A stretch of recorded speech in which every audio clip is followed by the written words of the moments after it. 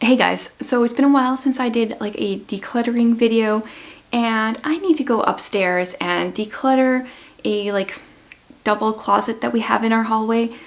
I've just been throwing things in there the last few months, and knowing that I was going to do this decluttering, and it's just been making it worse. I have things that I need to get rid of for sure. Things that I need to organize. Oh yeah, it's gonna be interesting. I'm gonna start by taking everything out, and then we're gonna go from there. So let me just show you this closet. This is gonna be embarrassing.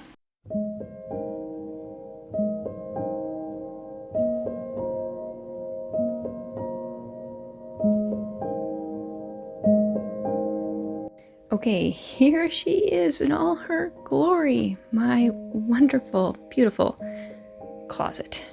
Yeah, like I said, I have just been throwing things in here for the last few months. I knew I wanted to declutter, and therefore I just stopped trying. It was bad before that, but not that bad. Okay, and whenever I'm doing a project to this scale, I need to listen to a book. So I started The Man Who Died Twice by Richard Osman. That's the second book in the series, and it really helped this whole process be a lot more enjoyable. That one is a funny whodunit mystery.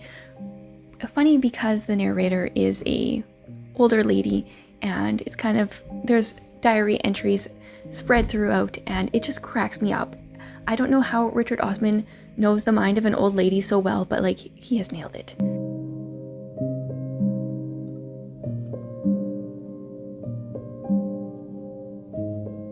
Okay, so the first thing obviously is pulling everything out, and I just was strewing it all over my floor because what else are you gonna do? It's amazing how much stuff can fit into a closet. Obviously this is overstuffed, too much stuff, but I had no idea how much was in there until I started pulling it all out.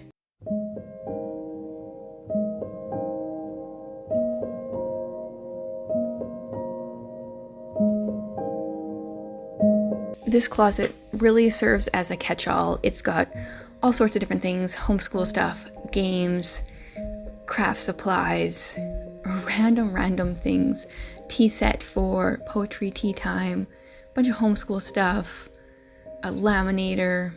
It's just a variety of things. And then when you see it all laid out, it's overwhelming to see how much stuff it all is.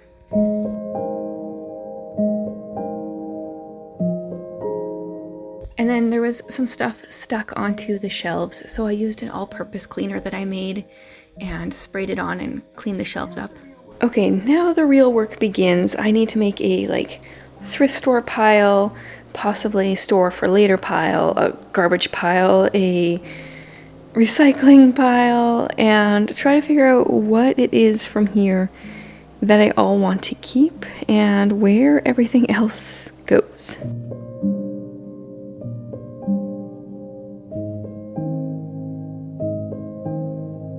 Okay, and like I said, I needed to sort everything. A couple of my problems when I was in the sorting mode here is that a lot of this stuff that was in that closet, or maybe not a lot, but quite a bit of it, was stuff for preschoolers, and as of right now we don't have a preschooler, but I know that I have no idea how long that stage is going to be, so a lot of this stuff I was putting off to the side. It's not thrift store, it's not necessarily have to keep, but it's have to keep for a little bit until we know kind of what's going on with that side of our lives. So there's a stack of stuff that I'm saving, but might eventually go to the thrift store once we are a little more certain what's going on. But I was surprised at how much stuff there was to get rid of. I mean, I knew there was stuff to get rid of, but I didn't realize how much. Both for the thrift store pile and the garbage pile, and yeah, it's kind of embarrassing, really.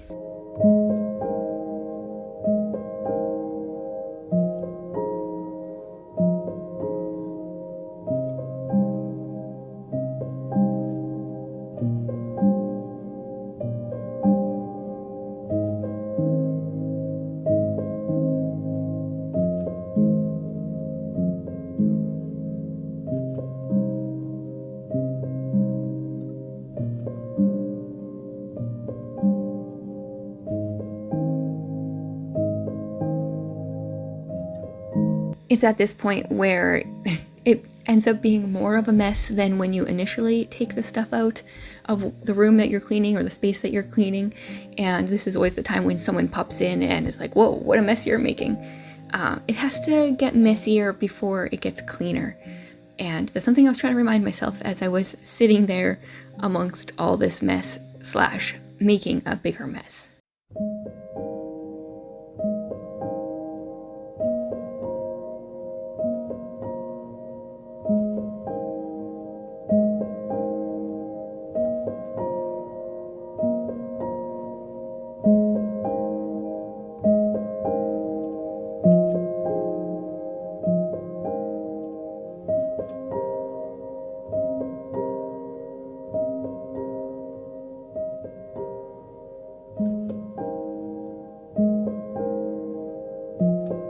I really appreciate order and minimalism, and it's something that takes intentionality. For me, I think my natural tendency is to be a pack rat. Both my grandmas are pack rats. My mom is the complete opposite. She is a minimalist, like the perfect minimalist, honestly. And I just feel like I have that desire, but not that natural tendency. It takes intentionality. It takes a lot of hard work to be a minimalist or to get rid of stuff. I can get attached to things very easily, and I find this process to be difficult, both like it's physically difficult, you're like carrying all this stuff everywhere, but it's emotionally difficult to think of getting rid of so much stuff.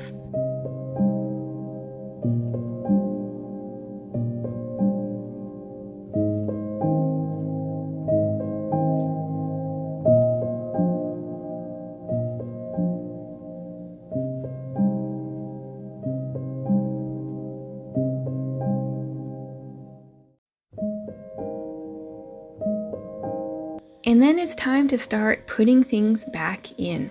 This is the fun process. This is where you can make everything have order again. And we start with having our games on the bottom. This isn't all our games. We have quite a few of them on the bookshelves in the living room, kind of like on the top row of the bookshelves. These are just ones that kind of like the kids often play on their own. So they want to get out often and they don't want me to have to get them out for them. So I try to have a bunch of games and puzzles accessible for them down on the floor.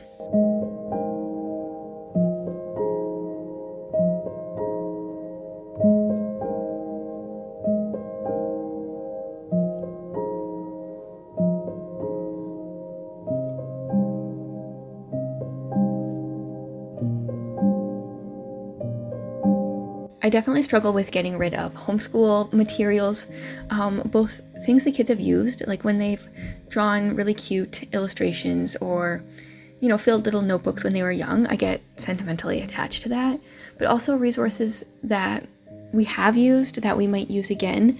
And I'm always afraid I'm going to get rid of something and then want it again. It has happened to me in the past, and I'm just always scared of that happening again because, contrary to what I've heard said, it's not always easy to reacquire things that you've gotten rid of. So I try to kind of walk the line between not keeping everything, but also not getting rid of everything.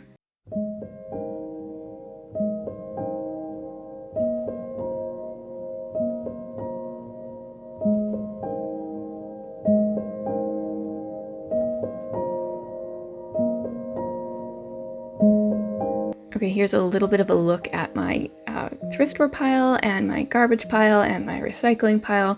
That's all stuff that's leaving the closet, and that feels good. And here is a look at all the different shelves in the closet. You'll notice there is so much more extra space. The stuff doesn't go all the way to the edges. Oh, let's talk about that pot. It may seem weird to have an empty pot in my pantry, but that is for my like stovetop potpourri.